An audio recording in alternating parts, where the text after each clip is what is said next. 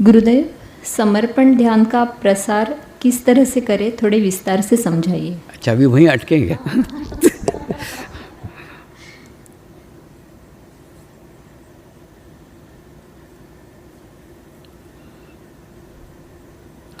पहले तो प्रचार ही क्यों करें, इसके ऊपर आए कि प्रचार क्यों करना चाहिए। तो क्या रहता है, क्यों करना चाहिए ये समझ में आया ना, फिर आगे का समझ में आएगा।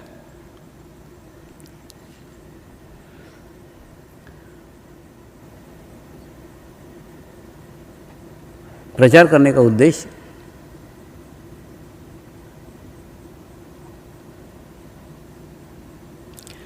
जिस प्रकार से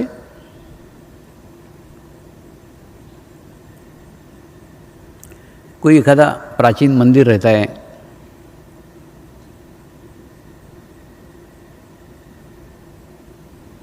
कोई एखादी प्राचीन वास्तु रहती है,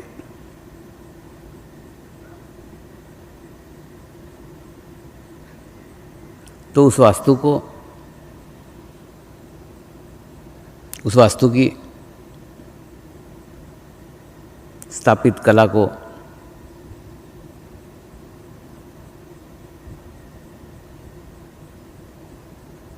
वहाँ के चैतन्य को,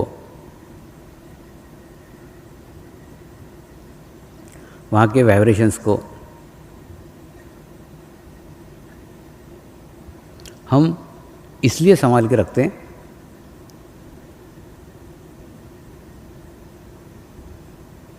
कि ये अगली पीढ़ी तक पहुंचना चाहिए। कई बार कई साहित्यिक जी जान से प्रयत्न करते रहते हैं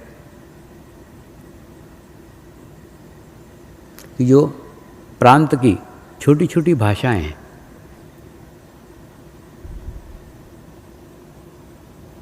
उन भाषाओं का अस्तित्व बचा रहे। अभी हाल ही में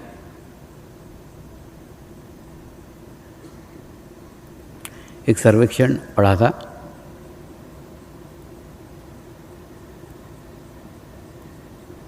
अंग्रेजी के कारण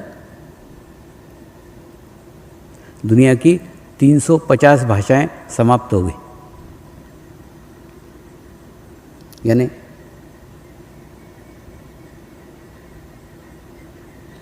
उस भाषा को बोलने वाले जो लोग थे वो अब नहीं रहे, और उस भाषा के लोगों की जो अगली पीढ़ी थी, वो अगली पीढ़ी केवल अंग्रेजी बोलती है, बाकी सब भाषाएं वो भूल गई।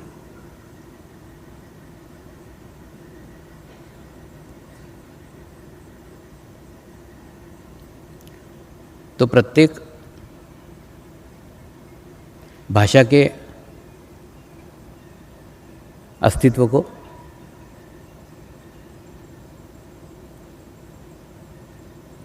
बचा करके रखना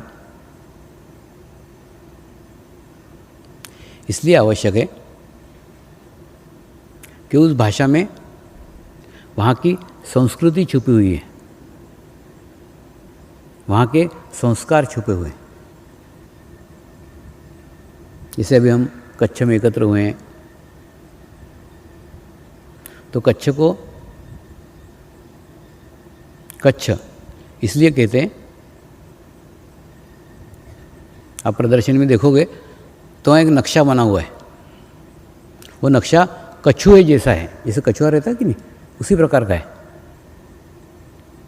तो कछुए के आकार का होने के कारण इसको कच्छ कहा गया।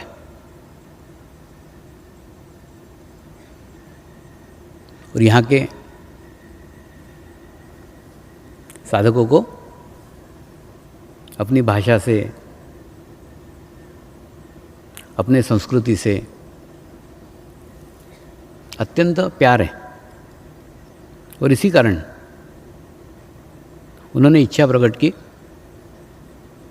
कि स्वामी जी, जब प्रदर्शनी लगेगी उसमें हम एक कच्छ की प्रदर्शनी लगाएं क्या। तो मैंने बड़े खुशी के साथ उसका अनुमति दी। और उन्होंने बड़ी सुंदर प्रदर्शनी यहाँ लगाई है। आप लोगों ने नहीं देखी हो तो ज़रूर देखिए।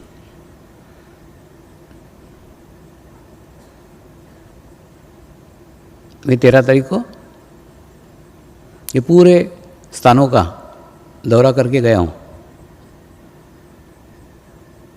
मैं खुद भी वो प्रदर्शनी देख के आया हूँ।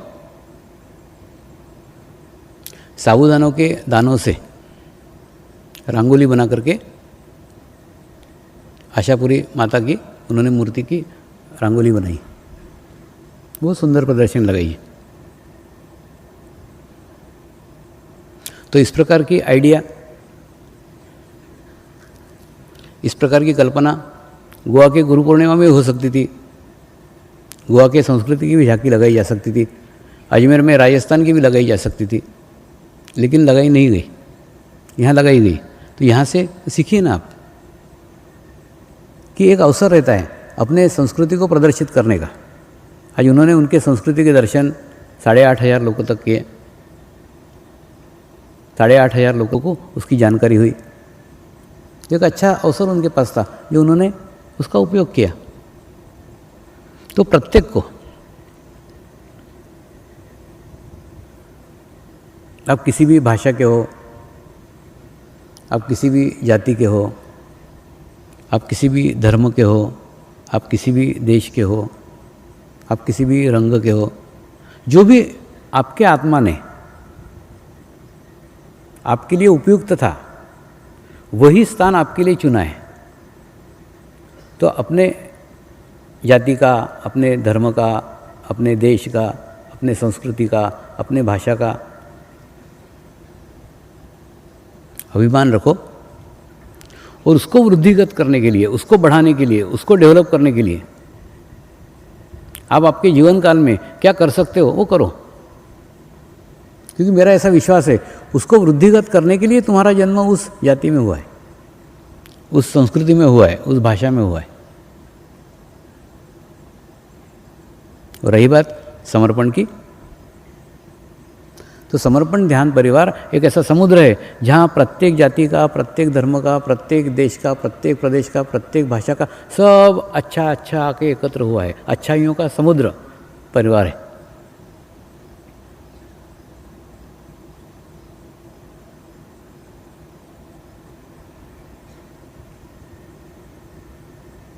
तो प्रचार भी उसी कड़ी की एक कड़ी है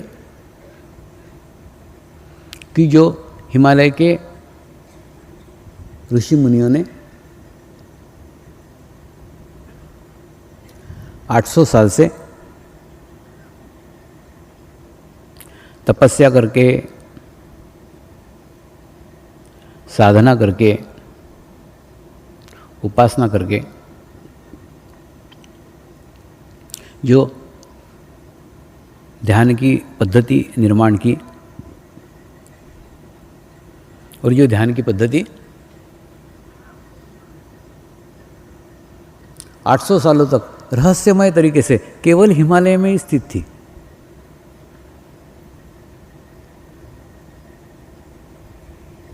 हिमालय के बाहर उसकी किसी को कोई जानकारी नहीं थी। इतने कम क्षेत्र में होने के बाद भी उसको संभाल के रखा गया, संजो के रखा गया, और थोड़ा नहीं 800 साल तक रखा गया।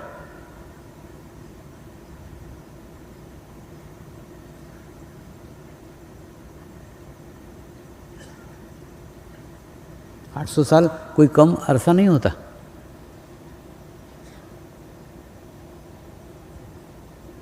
वहाँ कोई पुस्तकें नहीं है, कोई लिपि नहीं है, कुछ नहीं है, कोई साधन नहीं है, कोई डीवीडी नहीं है, कोई सीडी नहीं है, कोई मूर्तियाँ नहीं है, कोई मंदिर नहीं है, कुछ नहीं।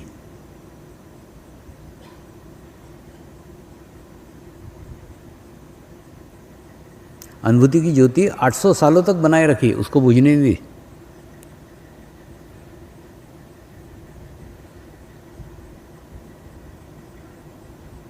तो समर्पण ध्यान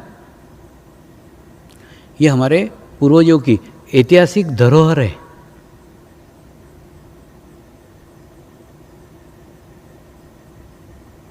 उस धरोहर को, दीपक को, जो उन्होंने 800 सालों से जला के रखा है, उसको हमको बुझने नहीं देने का है। उसको हमें हमारे जीवन काल में जितना हम तेल डाल सके उतना तेल डालने का है, जितना संभाल के रखना चाहिए उतना संभाल के रखने का है, उसको अगली पीढ़ियों तक पहुंचाने का है। ये हमारा कार्य नहीं, ये हमारा कर्तव्य है।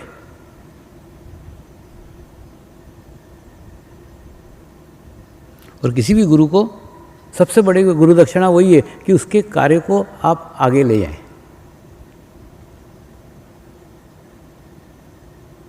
तो ये प्रचार कार्य हम केवल इसलिए कर रहे हैं कि जो अनुभूति का ज्ञान है, जो ज्ञान हिमालय में स्थित था, वो आज हम तक पहुंचा है। अब हमारा भी कर्तव्य है, हमको भी हमारे प्रदेश में, हमारी भाषा में, हमारे देश में, हमारे प्रदेश में उसे ले जाने का है। हो सकता है ले जाते समय तुमको थोड़ी मेहनत करना पड़े, तुमको परिश्रम करना पड़े, तुम्हारे पद का, तुम्हारे संसाधनों का, तुम्हारे घर का, तुम्हारे परिवार का उसमें योगदान लगे, लेकिन अनुभूति एक ही है। एक बार उसे अनुभूति हो गई कि वो डायरेक्ट जुड़ जाएगा, फिर आपकी बैसाखियों की उसको आवश्यकता नहीं है, उसका कनेक्शन एकदम स्ट्रांग हो जाएगा, एकदम मजबूत हो जाएगा। और उस एक व्यक्ति के आत्मज्ञान का दान का पुण्य आपके खाते में लिखा जाएगा। और आत्मज्ञान से बड़ा कोई दान ही नहीं है। सबसे बड़ा दान है उसको ईश्वर की प्राप्ति करा देना, इससे बड़ा कोई दान हो ही नहीं सकता।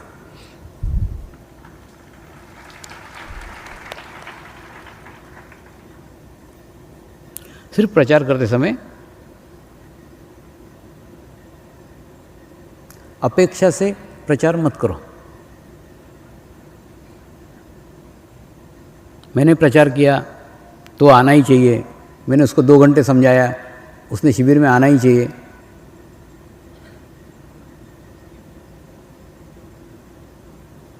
ये अपेक्षा मत रखो, ये अपेक्षा भी फिर स्वार्थ है।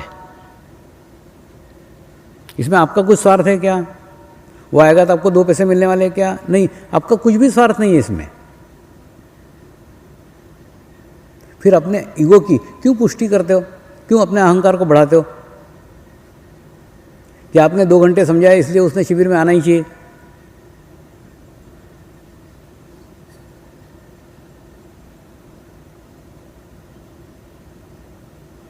मैं कई बार उदाहरण लेता हूं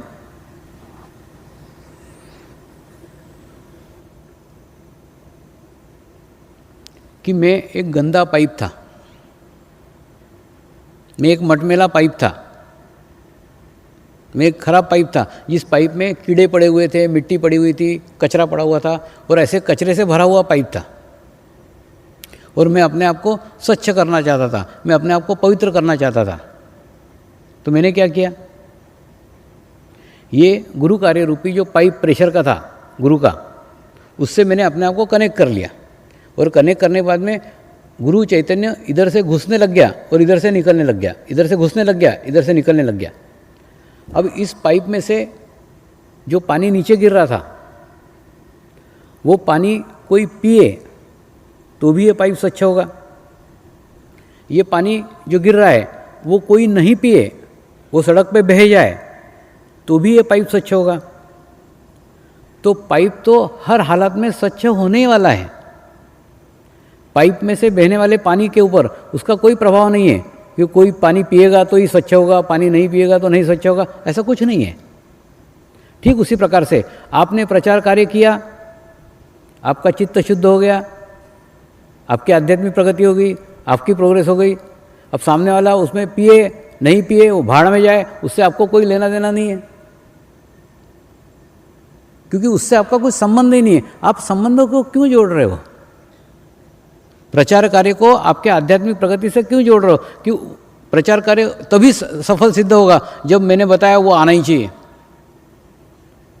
मैंने 2 घंटे उसको समझाया, उसने शिविर करना ही चाहिए, उसने ध्यान करना ही चाहिए। थोड़ा सा ना मेरे को ऐसा लगता है आप मेरा अवलोकन करो तो बहुत सारे प्रश्नों के उत्तर खुद ब खुद मिल जाएंगे। अब जैसे सामने जो आते हैं ना, बिल्कुल एकदम हृदय को फाड़ करके सामने वाले को समझाने का कोशिश करता हूँ, करते और उसके बाद में यहाँ से चले जाना, भाड़ में गए, वो करे तो करे, नहीं करे, फिर थोड़ी उसके बारे में सोचता। लेकिन जब तक सामने है, जब तक मेरा कर्तव्य है, क्योंकि गुरुओं ने इच्छा की है कि इनको ये समझना चाहिए, इनको ये बताना चाहिए, इसीलिए मैं बता रहा हूँ और एकदम पूरा हृदय से बताता हूँ। लेकिन उसके बाद में फिर अपेक्षा नहीं करता कि वो ध्यान करना ही चाहिए। अगर ऐसी अपेक्षा करने लग गया तो ये तो कब का ही कार्य समाप्त हो जाता है।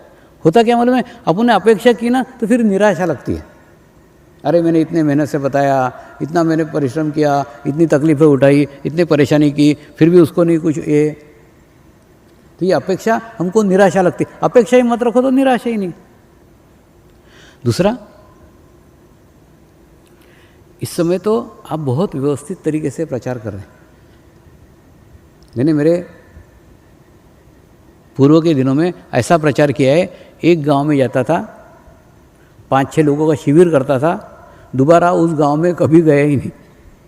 जिस गांव में जाके शिविर करके आ गया, ध्यान सिखा के आ गया, अनुभूति करा के आ गया, उस गांव में बाद में कभी गए ही नहीं। मतलब जैसे दाने रहते कि नहीं, ऐसे पीछे डालते डालते चले जा रहे हैं, पीछे मुड़ के भी नहीं देख रहे हैं कि जो दाने डाले थे वो उगे हैं कि नहीं उगे हैं। उधर भी देखा नहीं कभी कि उगे, कितनी फसल पीछे हुए वो मेरे को पता नहीं। ऐसा कई जगह किया। उसके बाद में जब मुंबई में पहली बार आया था तो एक फिल्म का डायरेक्टर जोशी के घर मेरे को मिलने आया। उसने पहचाना, अरे स्वामी जी वो फलाने फलाने साल में आप हमारे गांव में आए थे, आपने मेरे को ध्यान सिखाया था, अब देखो मैं यहाँ फिल्म का डायरेक्टर बन गया। अच्छा तू बन गया क्या? अच्छा बन गया। माने क्या बोलते हैं ना, मैं तो उसको पहचानता भी नहीं था, मैं उसको जानता भी नहीं था, वो मुझे पहचान गया। तो देखो ना मैंने किस भाव से किया कि वो अपना कार्य क्षेत्र ही नहीं है कि वो कर रहा है कि नहीं कर रहा है, उससे अपनी प्रगति का कोई संबंध ही नहीं है। वो पाइप में से जो पानी बह रहा है वो कोई पी रहा है या वो नदी में जा रहा है, नाले में जा रहा है, उससे उस पाइप को कुछ लेना देना ही नहीं है। तो जिस चीज़ से आपका लेना देना नहीं है, जिस चीज़ से आपका कोई संबंध नहीं है, आप उसमें काय को चित्त डाल रहे हो।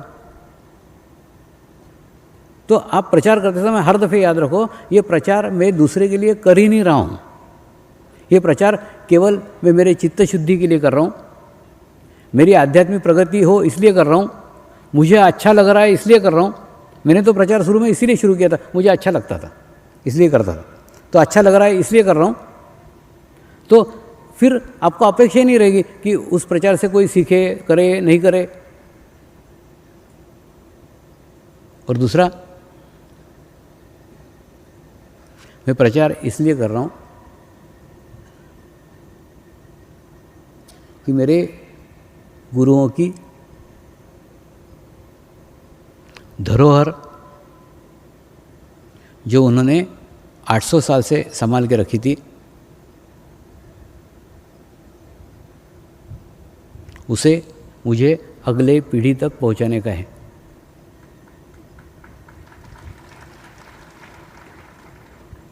आजकल एक टीवी पे एडवर्टाइजमेंट आती है, आपने देखी कि नहीं मालूम नहीं। बाप और लड़का कार से जाते रहते हैं,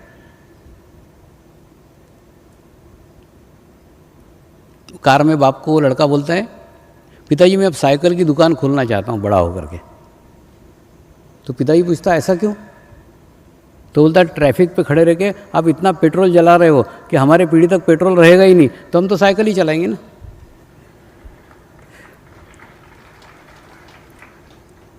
तो ठीक उसी प्रकार से समर्पण ध्यान के अनुभूतियों को, समर्पण ध्यान के आनंद को हमको हमारे जीवन काल में उपभोग करके समाप्त नहीं करने का है।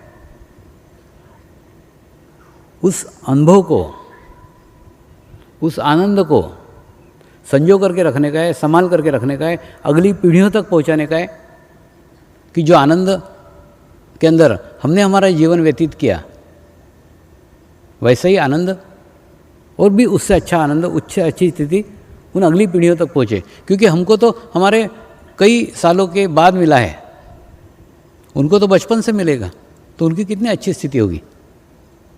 तो 2 बातें याद रखो, पहली बात, गुरुओं की ऐतिहासिक धरोहर को संभाल के रखने के लिए हम प्रचार कर रहे हैं, हम गुरु कार्य कर रहे हैं। किसी को बताने के लिए, किसी को दिखाने के लिए, कोई उसके अंदर आए इसके लिए नहीं, कुछ भी नहीं, हमारा कोई उद्देश्य नहीं। एक दूसरा, यह गुरु कार्य करने से, ये प्रचार करने से मेरा चित्त शुद्ध होने वाला है, मुझे प्रसन्नता लगने वाली है, मुझे अच्छा लगने वाला है, इसलिए मैं कार्य कर रहा हूँ। सचमुच ये प्रयोग करके देखो, मैंने अभी इतनी सारी संभावनाएं बाकी हैं और इतने सारे क्षेत्र बाकी हैं, मुझे सब दिखते रहते हैं। अभी उसके 10% तक भी आप नहीं पहुँचे हो। बहुत सारी संभावनाएं जहाँ पे प्रचार किया जा सकता है और प्रचार कर सकते हो। एक आदत ही डालो ना कि रोज़ दिन भर में किसी को तो भी, एक को तो भी समर्पण के बारे में बताना, ध्यान के बारे में बताना। एक नियम डालो, रोज़ डालो, करके देखो, करके तो देखो, उससे लोग उसमें आएंगे कि नहीं आएंगे मालूम नहीं, लेकिन तुम्हारा जरूर विकास हो जाएगा। ये मैं मेरे अनुभव के आधार पर बता रहा हूँ। एकदम 4-4 लोगों से, 5-5 लोगों के छोटे-छोटे शिविर करते अब पता नहीं वो लोग ध्यान कर रहे हैं कि नहीं कर रहे हैं, लेकिन विकास तो हो गया ना, धीरे धीरे प्रगति तो हो गई ना, प्रोग्रेस तो हो गई ना। तो सामने वाले ध्यान कर रहे हैं कि नहीं कर रहे हैं, उससे अगर सोचोगे, उस विषय में सोचोगे तो निराशा लगेगी, अरे वो नहीं कर रहे, फिर क्या फ़ायदा, ऐसा। तो ऐसी अपेक्षा निराशा की जननी है। अपेक्षा रखो ही मत, निरपेक्ष भाव से करो, जो गीता का बताया कि नहीं वैसा है। और दूसरा, प्रचार 3 तरीकों से करो। 3 के 4 तरीकों से करो। सबसे पहले आप अपने आप को ऐसा आदर्श स्थापित करो कि आप खुद एक प्रचार का बहुत बड़ा होल्डिंग हो जाओ, बोर्ड बन जाओ, कि आपको देख करके ही लोग प्रभावित हो जाए, अरे कौन से चक्की का आटा खाता रहे, इतना मोटा हो रहा है। वैसा लोगों ने आपको पूछना चाहिए, अरे कौन से चक्की का आटा खा रहा है कि तू इतना शांत रहता है, इतना समाधानी रहता है, इतना तृप्त रहता है, इतना टेंशन रहित रहता है। ऐसे अपने आप को तैयार करो ना। और दूसरा, व्यर्थ बात करने में अपने ऊर्जा को नष्ट मत करो। कई बार अब बहुत बेकार बातें करते रहता।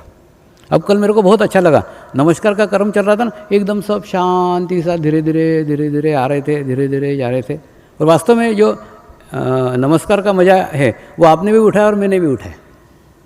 तो हर दफ़े देखो, साल भर में से गुरु पूर्णिमा एक दिन, उस एक दिन का नमस्कार का दिन कितना महत्वपूर्ण दिन है, कितना महत्वपूर्ण अवसर है। तो उसको पूरा एंजॉय करो ना, पूरा आनंद लो। तो बहुत अच्छे से शांति से आपने लिया। मेरे को कभी जल्दी नहीं थी, कभी हड़बड़ नहीं रहती, लेकिन आप हड़बड़ मत किया करो। कल किसी ने भी हड़बड़ नहीं की, सिर्फ बहनों की तरफ से आवाज़ें आ रही थी और मैं खूब जानने की कोशिश कर रही थी क्या बातें कर रही है, मेरे नहीं समझ में आया। कोई मैंने जैसे वो भिन भिन भिन भिन भिन करते रहते, मैंने उसका एक भी शब्द समझ में नहीं आ रहा था। और मैं सोच रहा था ये बातें क्या कर रही होगी। मैंने वहाँ खड़ी है तो भी बातें कर रही है, लाइन में आ रही तो भी बातें कर रही है, यहाँ पहुँच रही है तो भी बातें कर रही है। तो कौन सा विषय चल रहा होगा जो इतनी बातें कर रही है। दूसरा, पक्षियों को उड़ते देखा है कभी? पक्षी ऐसे उड़ते ना, कभी कोई आवाज़ नहीं करेंगे, लेकिन तोते उड़ते जाएंगे, तोते उड़ते उड़ते भी बोलते जाएंगे। वैसे ये मैं सोच रहा था तो तोतों की बहन है। मैंने लाइन में चल रही है, लाइन के साथ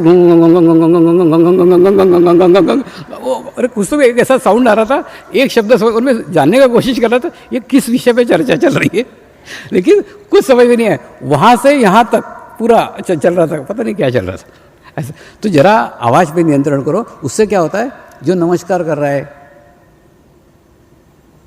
वो एकाग्र चित्त हो रहा है। अगली बार याद रखो, उसकी एकाग्रता में हम भंग डाल रहे हैं, तो बातें करके, आवाज़ करके हम हमारे राक्षसी प्रवृत्ति को बढ़ावा दे रहे हैं। तो अपने इसीलिए बोर्ड भी लगाए थे कि मौन रखो, शांतता रखो। क्या होता है मन में, एक आदमी साउंड करता है ना, तो उससे वो तो खुद डिस्टर्ब होता ही है, वो दूसरों को भी, कई लोगों को डिस्टर्ब करता है। और नमस्कार का महत्व समझो, पूरे गुरु पूर्णिमा के अंदर सबसे महत्वपूर्ण था। और इतने गुरुओं के सानिध्य में इतने गुरु हो सकता है आपकी स्थिति के कारण आपको न दिखे हों, या हो सकता है आपकी स्थिति के कारण आपको उनकी ऊर्जा महसूस नहीं हुई हो, लेकिन मौन तो रहो, शांत तो रहो। तुम कैसे हो वो मुझे मालूम है, उनको भी दिखा दिया कल। उनके सामने तो शांत रहना था, जैसे क्लास टीचर के सामने तो हंगामा करते हो। अरे वो प्रिंसिपल आया था ना कल, उसके सामने तो शांत रहना था। वो मेरे को डांट के गए, ये शादी का है क्यों हंगामा करती, उनको क्यों नहीं चुप रहने का सिखाते, उनको क्यों नहीं ध्यान सिखाते, उनका क्यों चित्त बातों के ऊपर रहता है। और क्या बातें करते हो कुछ समझ में नहीं आता। एक वो रहस्यमय है पहली, और दूसरा सभी कैसे बातें कर सकते हो।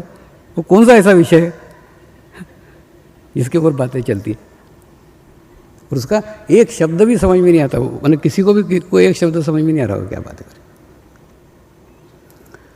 चलो तो अगली बार याद रखो कि नमस्कार के समय एक शांति रखो। देखो जितने भाव से करोगे कि नहीं, जितने एकाग्रता से करोगे, उससे तुमको भी फायदा है, दूसरों को भी फायदा। तो एक वातावरण ही अलग निर्मित होना चाहिए। कितने सुंदर सुंदर भजन चल रहे थे। भजन अच्छा भजन कुछ भी इधर कुछ भी चल रहा हो, तुम्हारा भजन अलग चल ही रहा था। मेरे ऐसा लगा था इनके भजन बंद करो तो तुम्हारे सुनो, क्या बोलो क्या चल रहा है।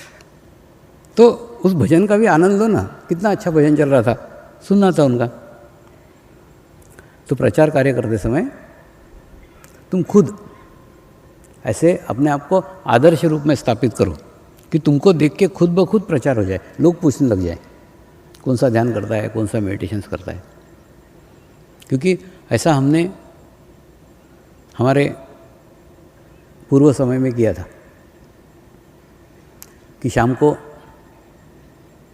हम बराबर 7 बजे ध्यान करते थे, और सबको बता के रखा था कॉलोनी में भी कि हमारे घर पे उस समय पे हम ध्यान करते हैं। तुम मत आओ ऐसा नहीं, लेकिन उस समय हम ध्यान करते, हम फ़ोन भी नहीं उठाते थे, कुछ भी नहीं करते थे। तो बराबर वो धीरे धीरे लोगों को मालूम पड़ने लगी, नियमित यहाँ ध्यान करते हैं, फिर क्या करते हैं, कैसा रहता है। मतलब धीरे धीरे उनको जिज्ञासा जागृत हुई।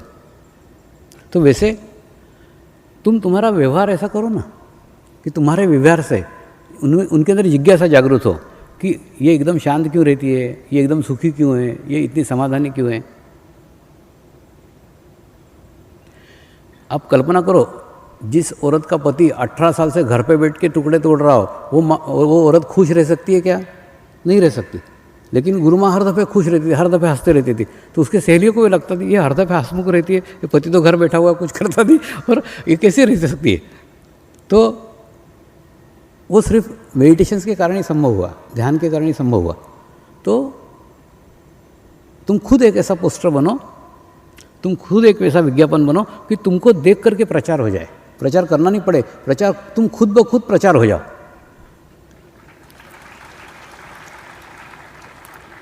दूसरा, प्रचार की शुरुआत ध्यान से करो। प्रचार की शुरुआत अनुभूति से करो। तुम गलती क्या करते हो ना, तुम्हारी प्रचार की शुरुआत स्वामी जी से करते हो। तो अरे बाबा, रंग पहचानने के लिए दृष्टि होना चाहिए ना।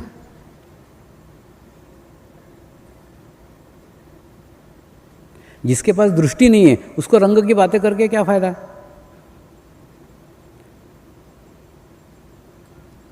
तो दृष्टि पहले आने दो। तो सबसे पहले अनुभूति की बात करो कि ईश्वर की बात सब लोग करते हैं, संत करते हैं, महात्मा करते हैं, कथाकार करते हैं, कीर्तनकार करते हैं, सब करते हैं। सब पुस्तकों में की हुई है, सब धर्मों में की हुई है। सब लोग ईश्वर की बात करते हैं। कोई अल्लाह बोलता है, कोई गॉड बोलता है, कोई क्या बोलता है। सब लोग उसको अलग अलग नामों से बोलते हैं।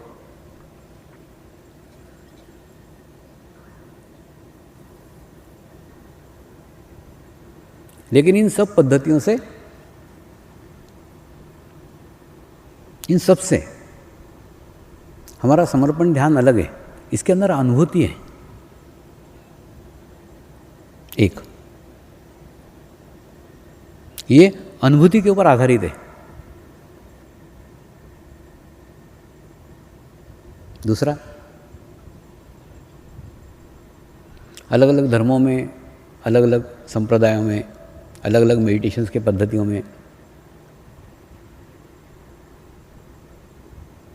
नियम है, कंडीशन है, बंधन है।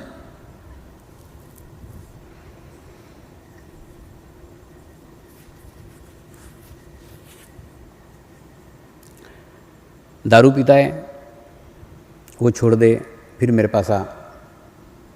बीड़ी पीता है, वो छोड़ दे, फिर मेरे पास आ। सिगरेट पीता है, वो छोड़ दे, फिर मेरे पास आ। यानी सब बुराइयां छोड़ दे, फिर मेरे पास आ। और मेरे पास आने के लिए तू शुद्ध होना चाहिए, तू पवित्र होना चाहिए। हमारे समर्पण ध्यान में ऐसी कोई कंडीशन नहीं है। हमारे अंदर सीधा भीतर का लाइट जलाने की प्रक्रिया है, और उसके बाद में फिर आपके जीवन में जो अच्छा रहेगा वो आपके पास रहेगा, और जो बुरा रहेगा वो अपने पास, आपके पास से छूट जाएगा। तो आपके जीवन में क्या अच्छा है और क्या बुरा है, इसके ऊपर हम चर्चा ही नहीं करते। इसके ऊपर हमको कभी कोई निर्देश, कोई उपदेश हमारे ऊपर नहीं होते कि ये चीज़ें अच्छी ये करो और ये चीज़ें बुरी ये छोड़ दो। जबकि सब धर्मों के अंदर यही है, ये अच्छा है वो करो, बुरा है वो छोड़ दो, अच्छा है वो करो, बुरा है छोड़ दो। इसमें ऐसा कुछ नहीं है। इसके अंदर सीधे अपने भीतर की आत्मा जागृत की जाती है, और आत्मा जागृत करने बाद में जो हमारे पास अच्छा है वो रहता है, जो बुरा है वो छूट जाता है। तो समर्पण ध्यान अनुभूति के ऊपर आधारित है, अनुभव के ऊपर आधारित है। एक फिर उसको जिज्ञासा हो गई ये कैसे ग्रहण करते हैं, कैसे करते हैं, तो उसको बताओ। एक मंत्र के ऊपर आधारित है, और वो मंत्र कोई गोपनीय नहीं है, सिंपल मंत्र है। ओम श्री शिवकान स्वामी नमो नमः। एक ही मंत्र के आधार पे सारे विश्व के अंदर ध्यान होता है। अलग अलग जाति के, अलग अलग धर्म के, अलग अलग देश के लोग एक ही मंत्र के सहारे, एक ही मंत्र के माध्यम से ध्यान करते हैं, क्योंकि मंत्र के माध्यम से ध्यान करने से उतनी बड़ी सामूहिकता के साथ हम जुड़ जाते हैं। और हमारे ध्यान में सब जाति के, सब धर्म के, सब देश के लोग शामिल हैं। जब अनुभूति की बात हो जाए, मंत्र की बात हो जाए, ध्यान की बात हो जाए, और ध्यान करने से हमको शारीरिक, मानसिक, आर्थिक एक फ़ायदे होते हैं। और 45 दिन का अगर पूर्ण अनुष्ठान किया तो 45 दिन में आपके अंदर एक बदलाव आपको नज़र आता है। आप प्रयोग करके देखो। और सबसे महत्वपूर्ण है, ये पूर्णतः निःशुल्क है। जिस प्रकार से ईश्वर जो भी देता है, जो भी प्रदान करता है, वो पूर्णतः निःशुल्क रहता है, ठीक उसी प्रकार से ये भी पूर्णतः निःशुल्क है। इसके अंदर कोई भी पैसा चार्ज नहीं किया जाता, कुछ भी ग्रहण नहीं किया, कुछ नहीं। जब ये आपका समाप्त हो जाए, उसके बाद में फिर आप आपके संगठन की जानकारी दो। प्रताप भाई ने एक बुकलेट छापी है, उसमें जितने सर्टिफिकेट अभी तक मिले हैं वो सब सर्टिफिकेट का एक बुकलेट बना हुआ है। वो बुकलेट उसको दिखाओ कि इतनी संस्थाओं के अंदर हुआ है, इतने देशों के अंदर हुआ है, पुलिस में हुआ है, जेल के अंदर हुआ है, हॉस्पिटल में हुआ है, ये उसकी रिपोर्ट, सब रिपोर्ट्स है। तो आपको ज़्यादा बात करने का ज़रूरत नहीं, ये पढ़ो ये सर्टिफिकेट्स। इतनी संस्थाओं में हुआ है और इतनी संस्थाओं ने अपने व्यूज़ उसके बारे में लिखा है।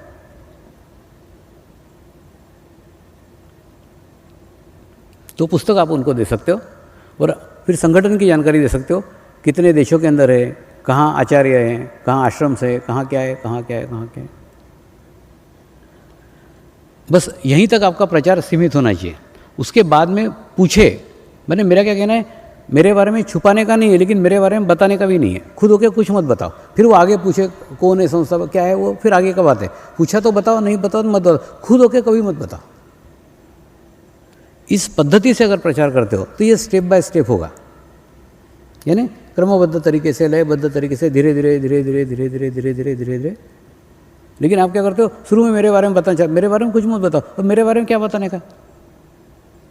अरे बाबा, ये नाशवान शरीर है, नाशवान शरीर के ऊपर चित्त डाल के क्या मिलेगा उनको? कुछ शाश्वत जो है ना, वो अनुभूति शाश्वत है। अनुभूति के बारे में बताओ, आश्रम के बारे में बताओ, संगठन के बारे में बताओ, ध्यान के बारे में बताओ। तो ऐसा करते करते बताओगे तो एक अच्छे तरीके से आप प्रचार कर सकते हो। और प्रचार करके अपेक्षा कभी मत रखना कि उस प्रचार से कोई आना ही चाहिए। ये प्रचार आप दूसरे के लिए कर ही नहीं रहे हो, ये कंसेप्ट पहले क्लियर कर लो। ये प्रचार कार्य आप किसी के लिए नहीं कर रहे हो, आप संस्था के लिए नहीं कर रहे हो, आप स्वामी जी के लिए नहीं कर रहे हो, आप आश्रम के लिए नहीं कर रहे हो, आप सेंटर के लिए नहीं कर रहे हो। ये प्रचार आप आपके लिए कर रहे हो। इसलिए और दूसरा साधकों कह रहे थे, उन्होंने कुछ भी किया ना, आके स्वामी जी को बताओ। मैंने अरे बाबा, नहीं जैसे वो मेरे को ठीक है, उत्साह है, अच्छा है, लेकिन सब मैं, और दूसरा मेरे को बता करके मैं सोचता हूँ किया तो किया, तुम तेरे लिए किया, लेकिन होता क्या है, सब मेरे तक पहुँचाने जरूर, तुम तुम्हारा करो ना। अच्छा, दूसरा, तुम तुम्हारे काबिलियत को, तुम तुम्हारी क्षमता को अभी तक पहचाने ही नहीं हो। तुम्हारे अंदर अपार क्षमता है, अपार काबिलियत है, और मेरे को दिखती है, मैं जब बैठे रहता हूँ ना गहन ध्यान में, सबके एक एक पे दिखती है, लेकिन उसका उपयोग अभी 10% भी नहीं हुआ है। यानी आपके अंदर इतनी योग्यता है कि आप जो अभी कार्य हो रहा है इससे 10 गुना कार्य कर सकते हो, लेकिन कर नहीं रहे हो और आपको सूझ नहीं रहा है। थोड़ा इसीलिए मैं कहता हूँ, थोड़ा समय खुद के लिए निकालो, और फिर ये प्रचार कार्य को मैं कैसे विकसित कर सकता हूँ, इसके अंदर नया क्या किया जा सकता है, क्या होगा। और दूसरा, ये साल जागृति का वर्ष है, इसके अंदर बहुत प्रगति होने वाली है, ट्रिमेंडस प्रगति इस साल के अंदर होने वाली है। तो इस साल में आप उस जुड़ जाओ कि सोचो, तो बहुत अच्छे चांसेस उभर के आएंगे। बहुत सारे ऐसे क्षेत्र हैं जिन क्षेत्रों के अंदर आप जा सकते हो, कर सकते हो, और वो क्षेत्र आपके करीब है, आपके पास है, आपके साथ है, सिर्फ आप उसको खोजो थोड़ा। इसीलिए मैं कहता हूँ ना, थोड़ा समय खुद के लिए दो। जैसे आत्मा के लिए समय दोगे ना, तो ऑटोमेटिकली आत्मा अपने विकास के रास्ते ढूंढ ही लेगा। होगा क्या मालूम है, जैसे आप एकांत में जाओगे, आत्मा के ऊपर चित्त रखोगे। कई बार लोग पूछते हैं कि एकांत में जाके बैठ के क्या करने का, एकांत में क्या करने का, क्या वहाँ जाके क्या करने का। कुछ नहीं, एकांत में जाके बैठो, पहले तालू बाग पे हाथ रखो, थोड़ा दबाओ, उसके बाद में मंत्र का जाप करो, और मंत्र का जाप करने वाले में धीरे धीरे आप ये महसूस करो कि मैं एक पवित्र आत्मा हूँ, मैं एक शुद्ध आत्मा हूँ। आप आत्मा हो, इसको अस्तित्व को स्वीकार करो। तो जैसे जैसे आप आत्मा को प्रधानता देंगे ना, देखो ये जो है ना, ये गुरु कार्य परमात्मा का कार्य है। ये परमात्मा का कार्य करने के लिए आपको आत्मा बनना पड़ेगा। आप शरीर स्तर पे के ऊपर करोगे ना, तो ये 10% काम हो रहा है, और अगर आत्मा के स्तर पे करोगे तो 100% काम होगा। इससे 10 गुना काम हो सकता है, जो आपके अंदर काबिलियत है, आपके अंदर योग्यता है। तो बराबर आत्मा आपको गाइड करेगी, आत्मा आपको बताएगी, हाँ तू ये भी कर सकता है, यहाँ पे भी तेरी पहचान है, ये भी क्षेत्र तेरा है, ये भी कर सकता है।